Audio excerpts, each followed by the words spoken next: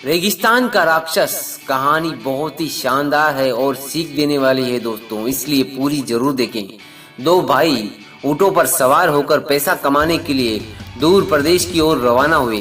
दोनों बहुत खुश थे कि प्रदेश से खूब पैसा कमा कर लाएंगे और आनंद से जीवन व्यतीत करेंगे।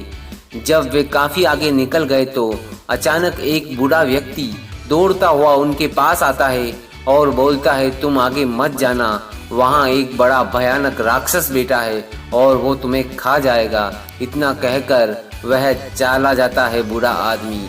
दोनों भाइयों ने उसे रोकना चाहा, मगर तब तक वह आंखों से ओझल हो जाता है। दोनों भाई सोच में पड़ जाते हैं। अंत में उन्होंने निश्चय किया कि उन्हें आगे बढ़ना चाहिए, क्योंकि वह एक तो दो है और ऊपर से जवान भी है। वो तो बेचारा बूढ़ा आदमी था, अतः हो सकता है वह डर गया हो। तब दोनों भाई आगे बढ़ते हैं। वे अभी कुछ ही दूर गए थे कि उन्हें रास्ते में एक थैली पड़ी दिखाई दी। दोनों भाई अपनी अपनी बंदूक लेकर ऊँटों से उतरे, आसपास का निरीक्षण किया और थैली उठा ली। कुछ क्षण सोचते रहने के बाद उन्होंने थैली को खोला। थैली में सोने की मोहरें थी। मोहरों की चमक के कारण दोनों की प्रसन्नता का ठिकाना नहीं रहा। बड़ा भाई बोला, भैया अब हमें विदेश जाने की जरूरत नहीं है, हमारा काम तो यही बन गया है। छोटे ने भी उसकी बात का समर्थन किया और बोला, हाँ भैया आप सही कहता है, वह बूढ़ा खुसट हमें आगे बढ़ने से मना कर रहा था। बेवकूफ, अगर हम उसकी बात मान लेते तो आज यह सोना हमारे हाथ से निकल जाता। तुम ठीक कहते हो छोटे, अब तो भूख भी लगने लगी है, जाओ पास के गांव में जाकर खाना ले आओ।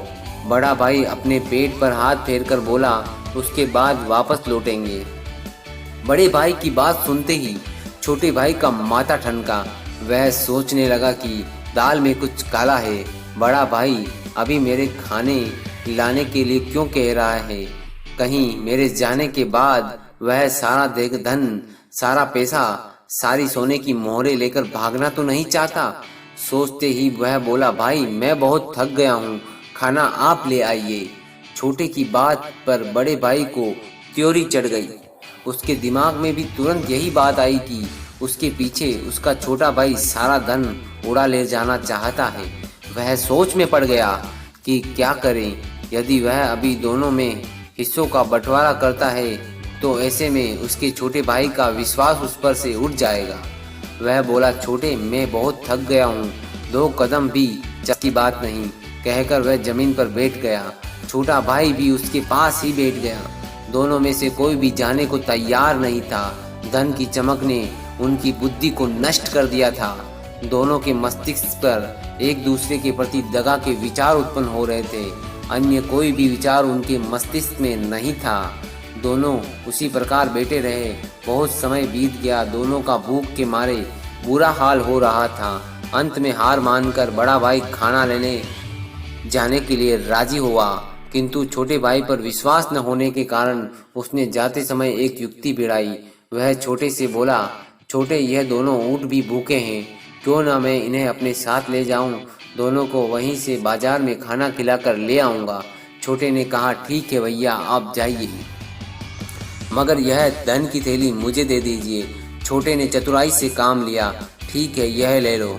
बड़े भाई ने उसे थैली सौंप दी। इस प्रकार बड़े भाई ने दोनों ऊँटों को अपने साथ ले लिया और फिर वह खाना लाने बाजार की ओर चल दिया। इधर छोटा भाई मन ही मन यह सोचकर खुश हो रहा था, चलो धन तो मेरे पास है, यदि वह भागना भी चाहे तो मुझ पर क्या फर्क पड़ेगा। और वह फिर अपने बड़े भाई के आने की प्रतीक्षा करने लगा। बैठे बैठे अचानक एक युक्ति उसके दिमाग में आई कि यदि वह अपने बड़े भाई को आते ही गोली मार दे तो यह सारा धन उसका हो जाएगा और फिर वह अपने ऊँट पर सवार होकर वापस लौट जाएगा। तब आनंद भरा जीवन वह गुजारेगा। यह सोचकर उसने अपनी बंदूक का निरीक्षण किया। उसमें से 2 गोलियां थी, उसके लिए तो एक ही काफी होगी। छोटे ने मुस्कुरा दिया और सोचा और मुस्कुरा दिया।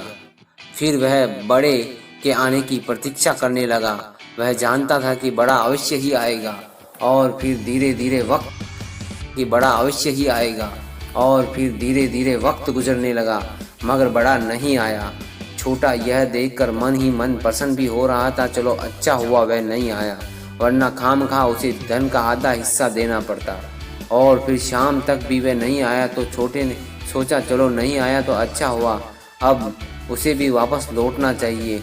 मगर तभी उसके दिमाग में आया कि क्या बात है, वह आया क्यों नहीं? क्या उसने मेरे साथ कोई चाल चली दी है?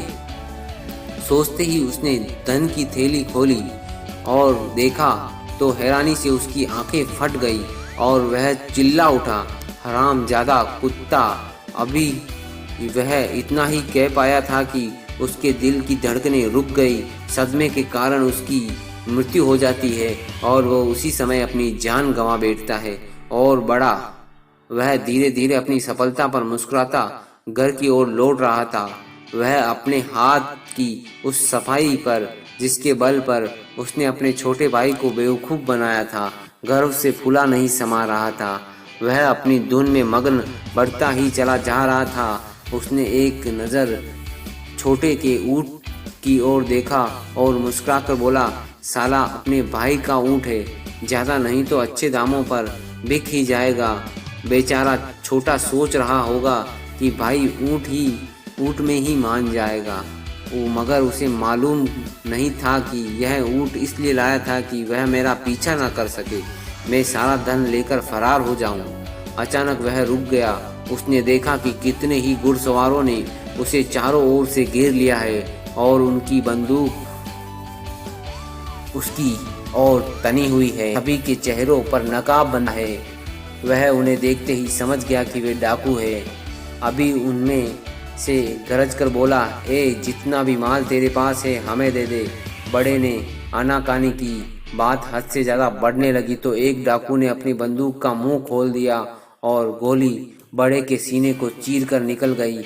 अगले ही पल लहरा कर वह ऊँट से गिर पड़ा और चाकू और डाकू उसका सारा माल ऊँट सहित लेकर चपत हो गए। बूढ़े की बात सच निकली। लालच का राक्षस दोनों भाइयों को खा गया। कहानी कैसी लगी दोस्तों कमेंट में बताना।